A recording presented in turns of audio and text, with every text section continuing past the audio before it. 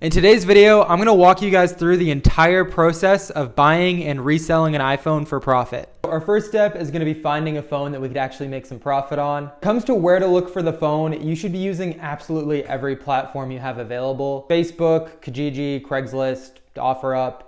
If people buy and sell phones there, then you should be on it. Alright, so now it's time to actually search for some phones. In this video, I'm going to be searching for pretty much any iPhone that I can make a profit on. If you are just starting out, I would recommend the iPhone XR or maybe like an iPhone 11. These models have some good profit to be had, but they are cheap enough that you're not taking a huge risk if you make a mistake. Once you figured out what models you're looking for, you pretty much just search them. This is where most people get stuck. When you first search for phones on like any of these platforms, I could pretty much guarantee you that you will not find a good deal right away. That does not mean that phone flipping does not work in your area.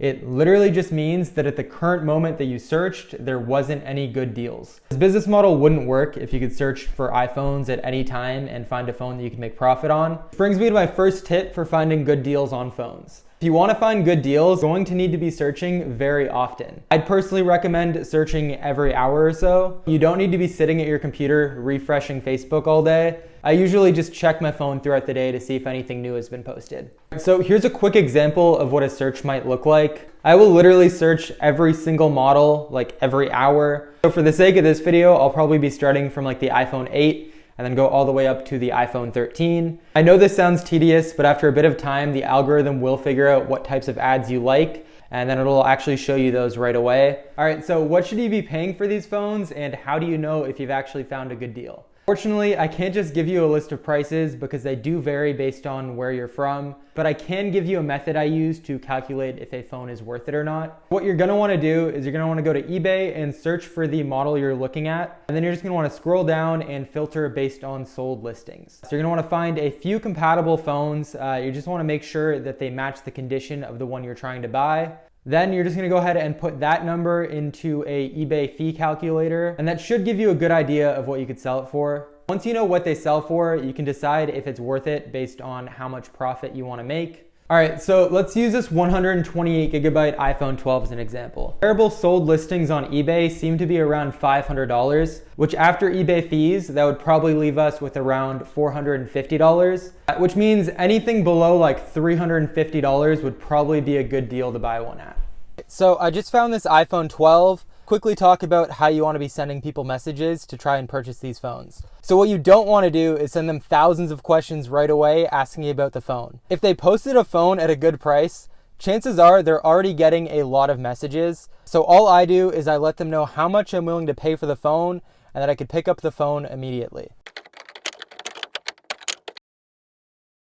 Chances are, if you're buying a phone that's listed below market value, the only value you really have to offer to the seller is by making the sale super simple for them. I'm not saying not to ask the details about the device before buying it. I'm just saying hold off until the seller has actually expressed interest in selling the phone to you. I don't particularly want to film too much on their driveway. I think I'm gonna grab the phone and then I'll stop somewhere on the way back and I'll go over exactly what you should be testing and how you could make sure that the phone is a good purchase. This is typically everything I test before buying a phone. The first thing I do is I just make sure that their iCloud account has been removed from the device. And I go ahead and make sure the phone is not blacklisted. What you want to do for this is you just want to scroll through the settings and go to the IMEI number. And you're going to want to type that into a blacklist checking website. I'll link the one I use in the description. And you just want to make sure that it doesn't come up as reported lost or stolen. If it's either blacklisted or iCloud locked, don't buy the phone. There's really nothing you can do about those. Next, I literally just look at the phone and make sure the physical condition of the phone matches what the seller described. In this case, it did, so we're good to go. And the last thing I do before actually purchasing the phone is I just test all the basic functionality of the device. I test all the cameras, I make sure the microphones work as well as the speakers. I make sure the Face ID function works because that can't be repaired either. And I also double check the battery health just to make sure that the battery health matches what they disclose in the description. And the very last thing I do is I just plug it into a charger and make sure that it charges. A lot more little things you can be checking, but I find that that covers the basis of the most common things that go wrong. And once I've checked all those things, I'm fairly confident in my purchase decision. So I just go ahead and give them the money and buy the phone. Now it's time to actually go ahead and list the iPhone. The first thing I do before I take any photos of the device is I just give the phone a good cleaning. because we do want the phone to look as good as possible in our listing. Once I've gotten the phone cleaned up, I'll start taking some photos.